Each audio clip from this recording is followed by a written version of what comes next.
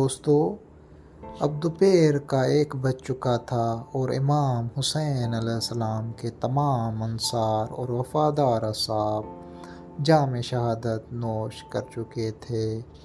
اب باری تھی خانوادہ رسول کی، یعنی اہل بیت کے ان عظیم قربانیوں کی جنہیں یاد کر کے رہتی دنیا تک انسانیت خون کے آنسو روتی ہے۔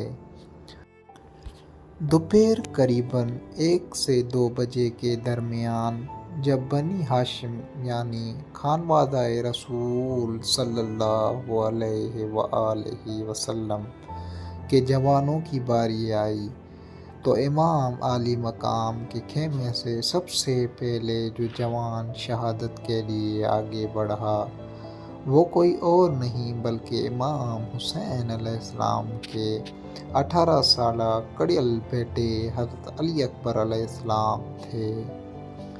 حضرت علی اکبر شکل و صورت، چال ڈھال اور آواز میں بالکل اپنے جد امجد رسول اللہ جیسے تھے، اس لیے انہیں شبیہ پیغمبر کہا جاتا تھا۔ جب علی اکبر نے میدان میں جانے کی اجازت مانگی تو امام حسین نے ایک لمحہ بھی نہیں لگایا اور اجازت دے دی، لیکن خیموں میں بیویوں کے رونے کا وہ صدا اٹھی کہ آسمان بھی کانپ اٹھا۔ امام حسین علیہ السلام نے اپنے بیٹے کو رخصت کرتے ہوئے آسمان کی طرف دیکھ کر بولے، خدایا گواہ رہنا، میں میدان میں اس جوان کو بھیج رہا ہوں جو خلق اور خلق میں تیرے رسول سے زیادہ مشابہ ہے۔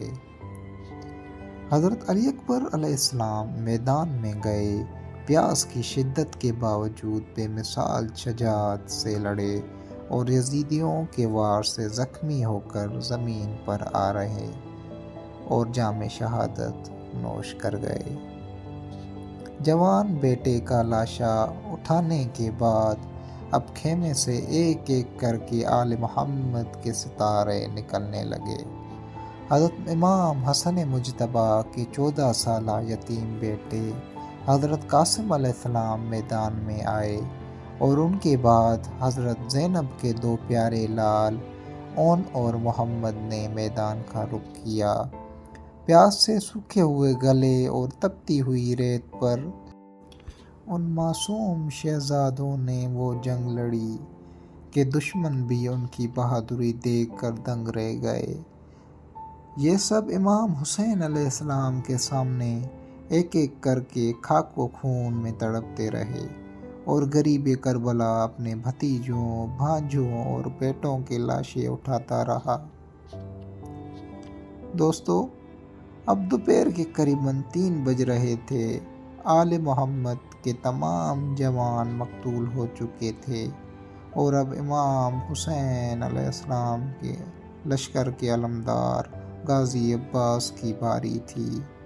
جب بچوں کی پیاس امام کے وفادار بھائی سے نہ دیکھی گئی تو غازی عباس مشکیزہ اٹھا کر نہر فرات کی طرف کیسے بڑھے اور فرات پر کیا قیامت ٹوٹی، یہ سب ہم جانیں گے اس سیریز کے پارٹ 5 اور آخری پارٹ میں۔